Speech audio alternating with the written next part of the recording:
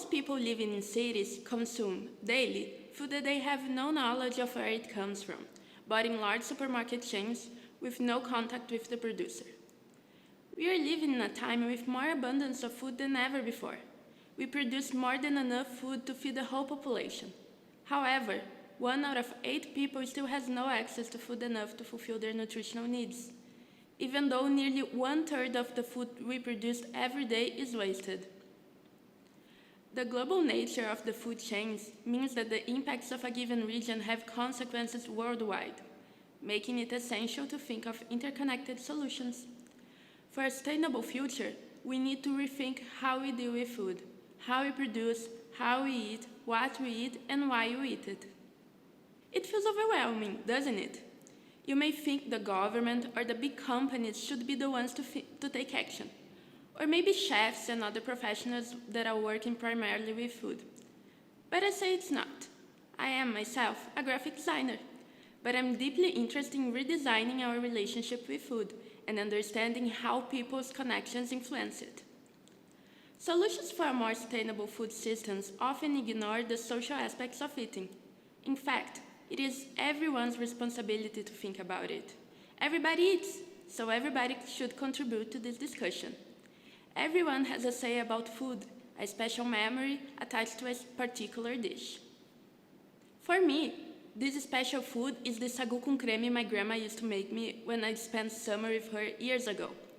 If you're not a South Brazilian like me, the chances are that you have never heard of sagu com creme before. But picture this. It is a traditional dessert made mainly with red wine and little tapioca pearls, covered with creamy vanilla sauce. It is sweet, intense, and gooey. It is precious. When I was a student at the University of South Wales, one day I was feeling really homesick and I craved some delicious sagu com creme. But then I faced 2 barriers.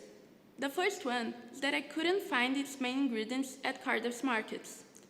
But even if I found it, there was a bigger issue.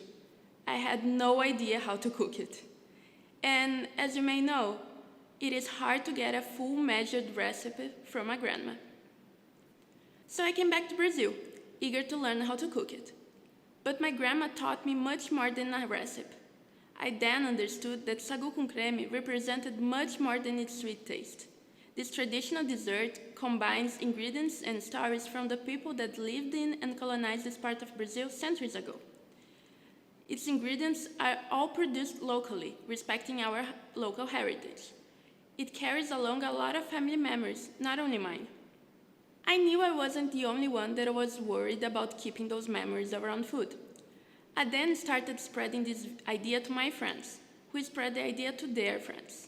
I began to receive messages and pictures from the people saying that they were learning to cook with their grandmas, listening to their stories, sharing food and affection. I understood that memories are meant to be shared.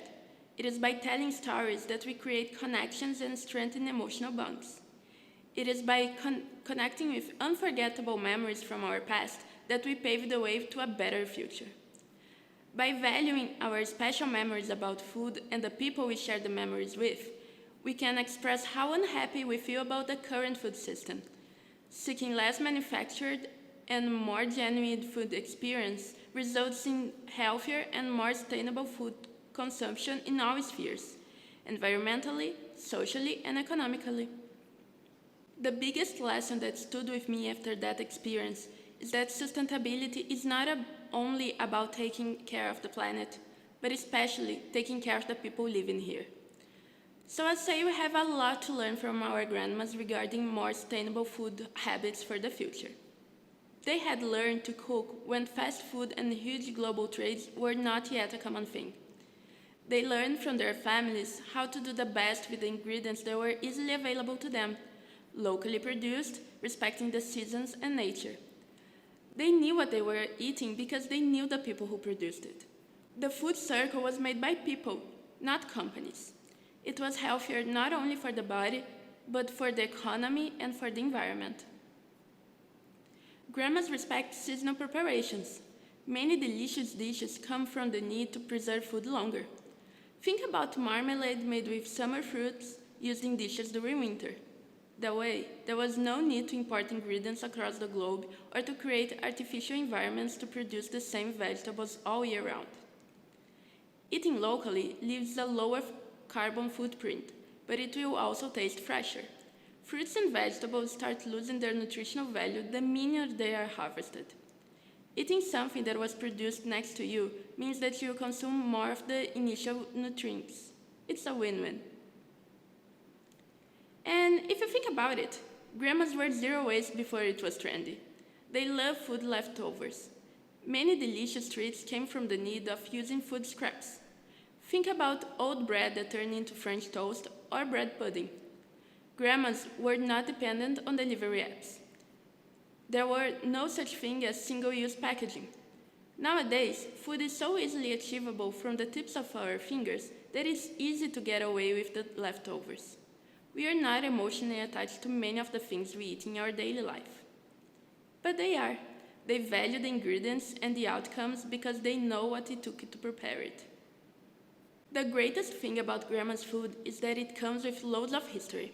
Traditional foods are loaded with deep meanings that cross generations. They have learned to cook with their grandmas, and they have learned from their grandmas. But we have lost this habit. To preserve those traditions, we need to talk more. A dinner table is a place for dialogue, exchange of experience, and affection. Taking action is easier when the first step is delicious as a family meal and shared stories. So here are some ideas for you. You may schedule once a month dinner with your grandma or other family members, and it can surely be a virtual one.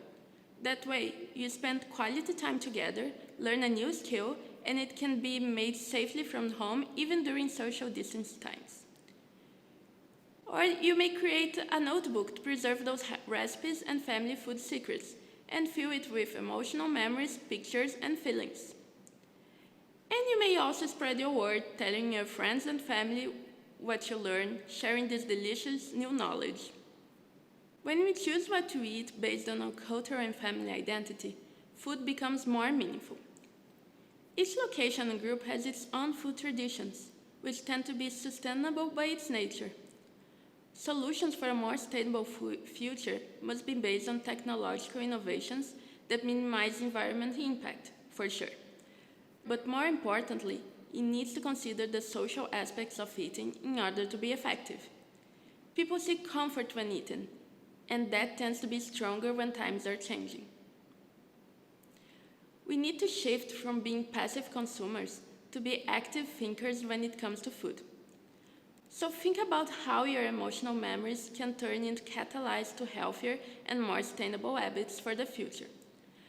Think about how connecting with your heritage can be a starting point to change. I have learned that my favorite childhood dessert has many meanings besides its sweet and aromatic flavor. Sagu com creme carries a centuries-old cultural heritage, many of my family's most cherished stories, and a hope for a better and more sustainable food future. And this is me eating sagu com creme, by the way. And for you, what is the food that sparkles meaningful memories that should be preserved for future generations?